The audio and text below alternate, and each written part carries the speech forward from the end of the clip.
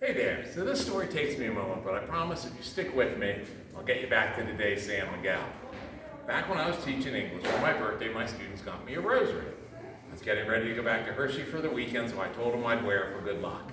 And I had great luck. Got upgraded on the car, saw all my family, so I kept wearing it until it broke. And when it broke, I thought to myself, okay, I'd like to make a rosary. I've got seashells when my kids were little, and they grew up on the beach, and I have a relic I'd like to use. On my fireplace, I have a 5x7 image of one of my grandmother's 12 sisters. It's taken in the early 1900s. She's 18 years old. It's her engagement photo. So she's got the big Edwardian hat, the corset, the gloves, the whole 9 yards. Right after that image was taken, her dad, my great-grandfather, got caught in the paper mill equipment in this little Pennsylvania town and broke his back. They brought him back to the farmhouse with all these daughters, assuming he was close to death. The daughter in the image, Mary, she prayed that if her father got well, she'd cancel her wedding and instead live her life as a nun. So let this be a lesson to you. Never bet against the house. The house always wins. So next to her engagement photo, I've got the crucifix she wore all those decades as a nun. You can unscrew it, open it up, and it's lined with little relics. And in teeny tiny Latin are the names of the various saints. Smack dab in the middle is a relic for Saint Blandina. She's the first female saint. And Blandina was the name Mary picked when she became a nun. She was called Sister Blandina.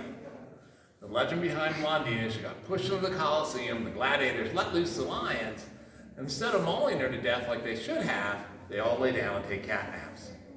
So in art, whenever you see a woman by lions, that would be Saint Blandina.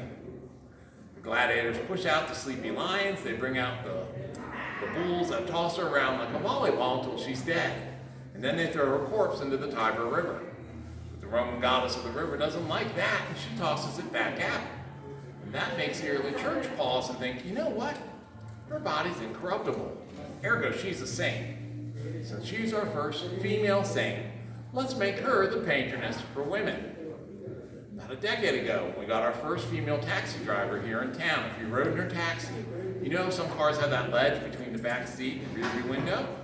On her ledge, she had placed a Barbie doll and a Beanie Baby lion, because that would be Blandina, the patroness of women.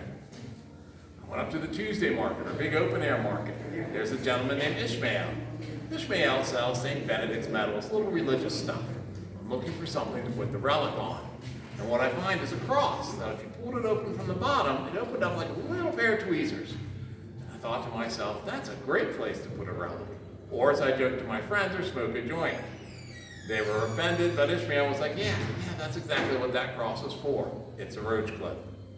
So, close to my heart, every day, in that itty-bitty circle there, is either a relic of a first century saint, or I'm in a constantly ready state to get high.